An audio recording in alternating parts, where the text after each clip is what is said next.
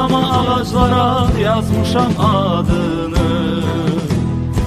Bahçamdaki güllere, bembeyaz seyfelere yazmışam adını. Semada ulduzlara, gittiğimiz yollara yazmışam adını. En güzel gecelere, bütün güzelliklere yazmışam adını. Geçmişe geleceğe, azaldı isteğime, adını yüreğime yazmışam. Dağılmış evlerime, sönmüş ışıklarıma, yarımcıl divarlara